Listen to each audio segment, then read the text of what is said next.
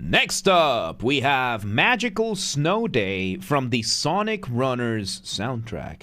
Once again, everybody, this is a Basterd's LFA, a layman-friendly analysis. I'm a professionally trained musician, a composer, and my objective here is to explain things in a way so that you don't have to want to understand what is happening here musically. So, if you like the sound of that, make sure you're following the channel, subscribe to the channel, whatever term you're to use, like the video, share the video, leave a comment, turn on notifications, become a member. Once again, everybody, what happens if we reach 10,000 before Christmas 2025? The gaming channel. How to request songs if you're not in the live stream. We have a spiel for this and a bunch of other things at the end of the video, so stick around for that.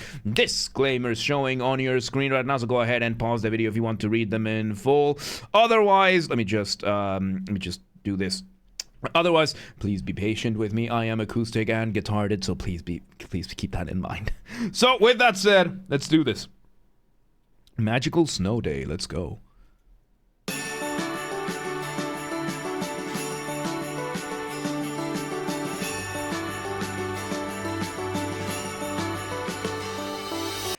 In the spirit of the holidays, Merry Christmas, everybody. This is recorded in December, right? So, Merry Christmas, everybody. Happy Marys.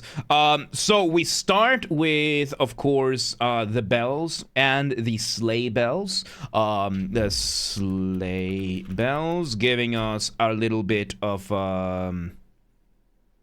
these, you know, these types of steel sleigh bells, very, very lovely chimes that exist out there. Absolutely lovely, very, very associated, heavily associated with Christmas, and yeah. It's you prefer sleigh bells, I know, right? So we're having those. We're also bringing some like bells with this, also associated with that. While we're having what sounds to be either a synth or a guitar, I'm not entirely sure, giving us what sounds to be our initial either motif or riff. So motif, of course, being the smallest version of your musical idea, this is the essence from which everything else comes from. If you take a motif and then you put it through an ostinato is when you repeat something over and over and over and over again, and then you play it in a guitar or a bass or keyboard or whatever keyboard, whatever contemporary instrument you have, you get a riff. Riff being, of course, a lot more forgiving than motifs. Motifs tend to be very, very jealous, very temperamental, very difficult to work with if you don't know what you're doing. Whereas a riff is going to be a lot more forgiving, but it's going to be a little bit less flexible in terms of what you can do with it. So yeah, we're having that, and I heard that it was about to change. Let me go back a couple of seconds. Let's see where this goes.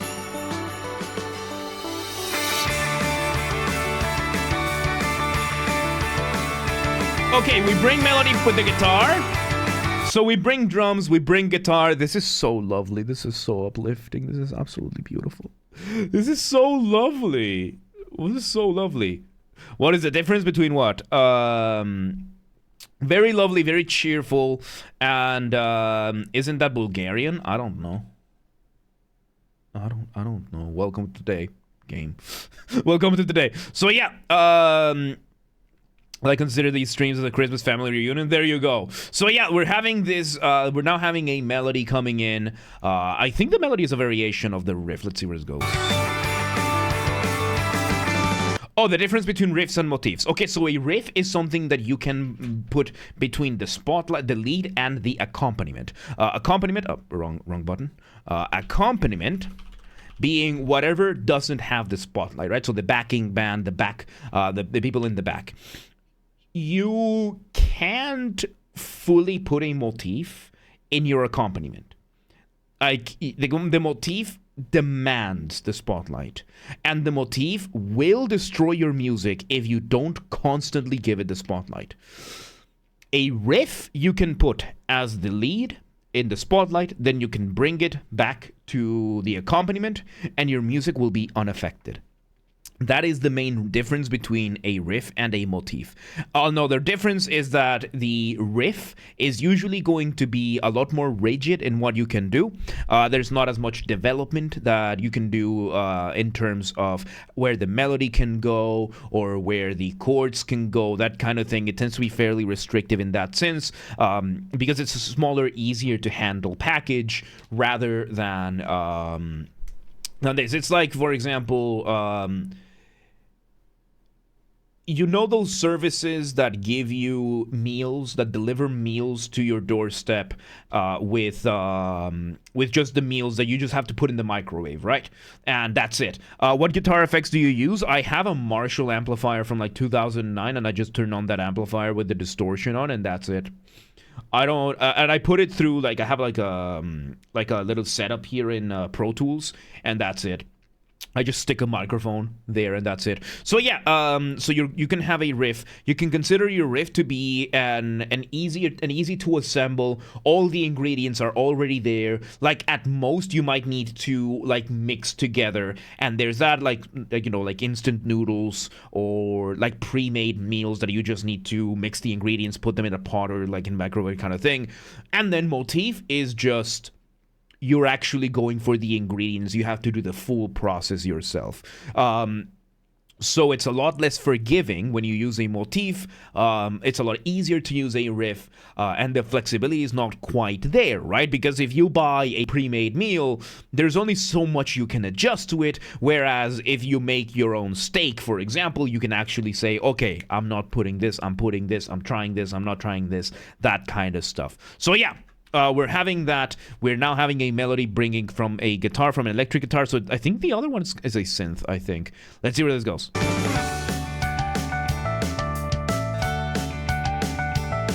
So we bring now... This is so lovely. This is so lovely. This is so lovely. Okay, so we have...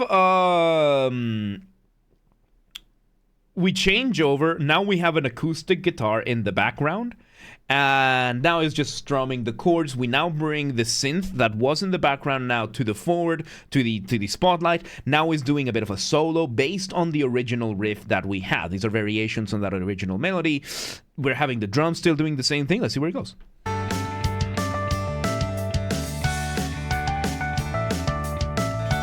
Learn open new tab shortcuts? No. Very lovely. So yeah, the melody here indicates that this is absolutely a... No, I'm gonna be a boomer about things. I'm gonna be a boomer. I need to show my age somehow, you know? So yeah, we're having this, and now this is a keyboard solo, right? When you're making music, you want to keep a careful balance between what is familiar and what is new. Too much familiarity, too much repetition, too much of the same thing, you risk boring the listener, they tune out. Too much new material too quickly, you risk overwhelming the listener, they tune out. There is one universal exception, no matter the style, no matter the genre, which is solos. You bring in a solo, and as long as it fits enough and it's cool or nice enough, you could do whatever you want. In this case, we started with that original riff, and now we're kind of just going off in a solo. Considering this is a Sonic soundtrack, this is probably going to be cycling through the different instruments and going through the different things. The shortcut for that is Alt F4. I thought the shortcut was to go to delete the folder System32. That's what the Call of Duty lobbies kept telling me 10 years ago. I'm still not entirely sure. So, how did you start guitar? Guitar Hero 3. I will not elaborate further. Yeah, no, I started with Guitar Hero 3. That was I played the game, I loved it, and I was like, I need more. I need more. So I went to my dad. I was, Father, the video game does no longer satisfy my craving for music. I must play an actual guitar. And my dad grabbed the guitar that he had like in its case waiting since the day I was born. He was like, finally, son, it is time for you to learn the ways of the guitar. And within 2 weeks, he had run out of things to teach me. So he took me to a teacher, and he had set up a 6-month plan. And within 2 weeks, he ran out of things. No, that's like a few months later. A few months later, he took me to a teacher, and then he ran out of things to teach me. So that teacher brought another teacher to teach me more stuff about guitar, and that teacher ran out of things to teach me. So they took me to a school for music, and then then I heard about the Berklee College of Music, and I applied, and I got in. That's the TLDR. And this story culminated with me joining the Berklee College of Music in 2013. So... You have a guitar with Floyd Rose? Yeah, I have a Dean MAB Series 4. Anyway, let's see where this goes. So yeah, the drums. So we bring back the distorted guitar.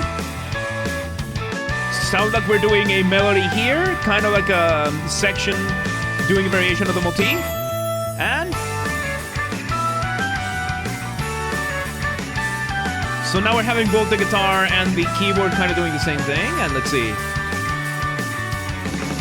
Man, the drums, the contrast between the drums and the rest of the band is insane, because these drums are like your run-of-the-mill heavy metal, like death metal, thrash metal, melodic death metal kind of drums. Like, these kind of drums are the stuff I've used for some of my music, right? And I make orchestral melodic death metal kind of thing, and it just sounds so lovely here.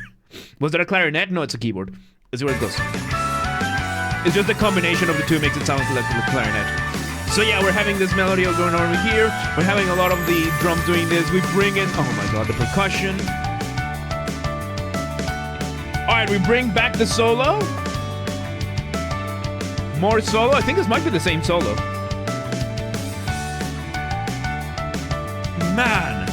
You know, something I was thinking back in a few years ago was, how come we don't have any new Christmas music that just sounds Christmassy? You know, like we have all the classics from 100 years ago. You know, you have all of these. How come we don't get any music like this nowadays? Turns out it's been there all along. It's been there all along. This is awesome. Let's see where it goes. Because now we continue the solo. Structurally very similar. We have the guitar, the acoustic guitars playing that. Let's see. And okay, we're bringing this back. So we're going back and forth between these two sections. Very lovely. And I like how we are kind of doing the solo also being kind of like the motif leader kind of thing. This is very, very lovely. So yeah, no, like many games haven't. I think gaming is where we get our Christmas music from now. It's insane how we get our Christmas music from gaming now. I'm thinking back at a bunch of games that have Christmas music, and their Christmas music is better than like most Christmas music that most new artists try and put out. Like, it actually captures the essence of it. Interesting. Very interesting. Anyway, let's continue. And yep, this part over here we did before. Variation still with the drums, and the drums here are engaging in what is called accents. Accents in music are for accentuation, meaning that we are highlighting specific points in the rhythm. You can hear it in the drums. It's hitting specific parts so that everything was available. Got discontinued. They said a long time ago. Oh, that sucks. That sucks. Let's continue then. Let's continue. I really don't like it when games get delisted like that. It really sucks. Anyway, let's see where it goes. Where are you gonna take this? We continue. It really sounds like a clarinet over here. It really does. Very lovely. We bring this percussion over here. I forget the name of this one. That is a clarinet. So now we bring in the clarinet. We have the bass doing a lot more right now. Like, the bass is taking a little bit more of the forefront. And yeah, it's bass, clarinet, and drums. The clarinet doing variations. At least the soundtracks live on. Yep, the soundtracks live on out of spite. Let's see where this goes.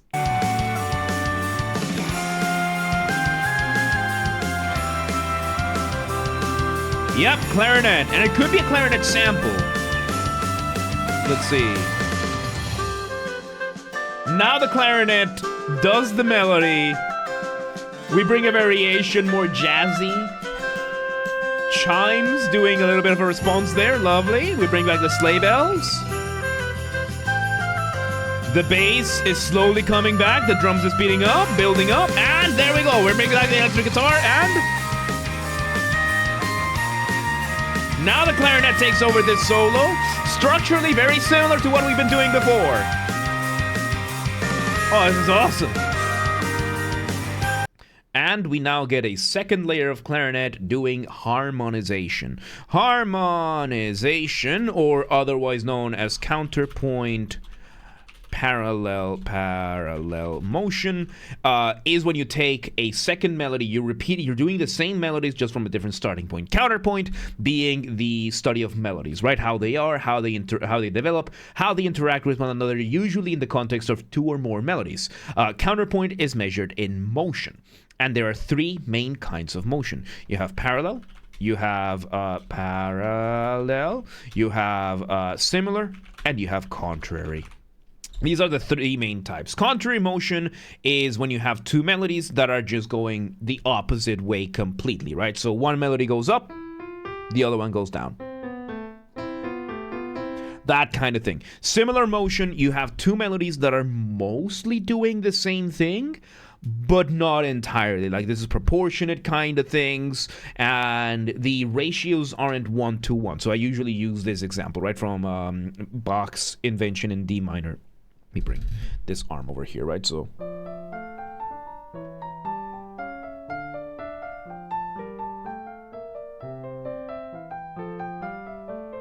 this is similar motion. The two melodies are mostly doing the same thing, roughly speaking, but the proportions are very different.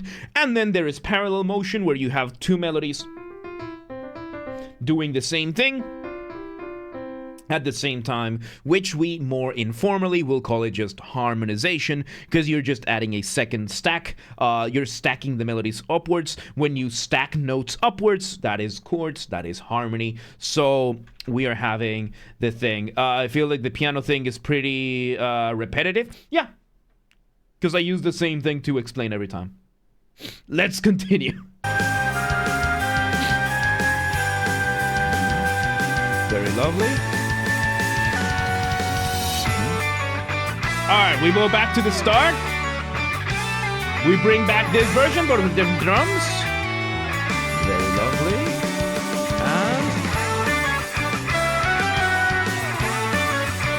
And now we bring in the climax of this whole thing for, yeah, just bring all the instruments up. We bring all the instruments. Personally, like much the verbal stuff. Cool. That's why we do both. So yeah, let's see where it goes. Very lovely. Probably one more run. Harmonized guitars. By the way, when you have harmonized guitars, the informal term for this is twin guitars.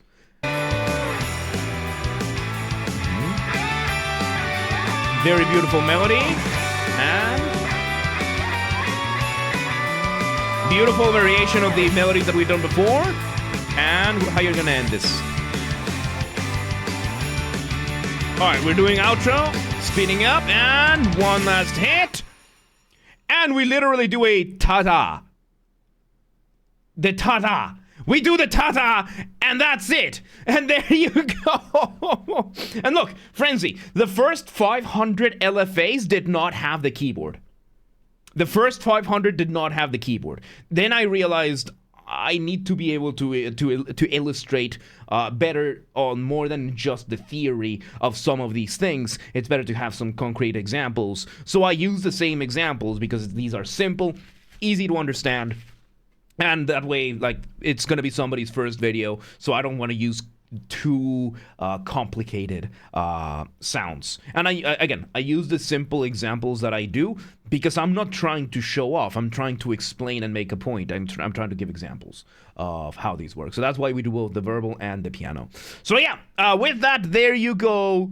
We get the loveliest Christmas track. There you go. Magical Snow Day from the Sonic Runners soundtrack. Once again, everybody, this has been a Basterd's LFA, a layman-friendly analysis. I'm a professionally trained musician and composer, and my objective here has been to explain things in a way so that you don't have to be one to understand what's happened here musically. So, If you're watching this on the YouTube video archive thing, thank you for watching. Make sure you're following the channel, subscribe to the channel, whatever term you're going to use. Like the video, share the video, leave a comment, turn on notifications, become a member. Once again, everybody, if we somehow hit 10,000 subscribers on YouTube before Christmas of 2025, which not very likely, but still possible. If it happens, on top of doing the audiobook fan fiction thing, I will also play a single video game, the choice of the community, whatever you all want, within terms of service, of course, and we'll dedicate a couple of streams to that. This has to be achieved through legitimate and honest means only. No account duping, no botting, no buying followers, no alt accounting, no rat behaviors like that. Go share the videos, the streams with your friends, with your families friends, with your friends' families. Those are two very distinct concepts, by the way. With your online and offline communities, go share these videos with everybody that you know. Also, use the hype function on YouTube. We have a group on the Discord that coordinates for that. Link down below. Go coordinate with the hypers. I do not like how I said that. So, yes, artists on YouTube or otherwise, or musicians, this is an open invitation. Let's work together. If you want any of my musical skills, whether it is my guitars, Mongolian throat singing, you know, the good old ooh, ooh, ooh, ooh, ooh kind of thing, regular singing, voice acting, or if you want help figuring out something for your compositions, whatever it is, reach out, let me know. Let's work together, right? And if you're in the audience and you know somebody that could benefit from any of my musical skills, reach out, let them know. Please do not harass anyone. Please do not spam anyone. Be cool about things. Don't be a rat. Members get early access to the content. I schedule the videos for the week on Saturdays, and if you're a paid member on YouTube, regardless of your tier, you get access to the videos when I schedule them, at least for the LFAs. So become a member today. If you want to listen to this without me interrupting every 3.5 seconds, I will be linking in the description down below. If you want to request a song and you're not on the live stream, check the pinned comment on this video. It has the instructions on what to do. And if you want to catch the streams where they happen live, we aim for Monday through Friday, 6 p.m. Central European time. If you're not in Europe, do not worry. Oh, by the way, we stream on Twitch, YouTube, and Kick so that you can tune in from whichever platform you prefer. Again, 6 p.m. Central Europe. If you're not in Europe, do not worry. We have the full up-to-date streaming schedule showing in your local time zone in both Discord and Twitch. So if you live in Arlington and you're like, yeah, but what time is 6 p.m. in Hungary? I don't live there. Do not worry. Just go to the Discord or Twitch. They're both linked down below, and it's going to show the schedule in your local time zone. And follow the gaming channel. I have a gaming channel because, of course, I have a gaming channel. I'm on YouTube. What else could I possibly have? Games are Basterd. That's where I put the gaming after show recordings. When they happen, we record them live on stream in the after show, and then the recordings go here. Link down in the description down below, or just search on YouTube, same username as James R. Basterd. Just swap the J for a G, and you got it. And yeah, there you go. There you go. What a way to start the Christmas spirit, isn't it? In it, bruv. We just got a very nice Christmassy carol over here, don't you think? Really good stuff, man. Really, really good stuff. But yeah, let's move on.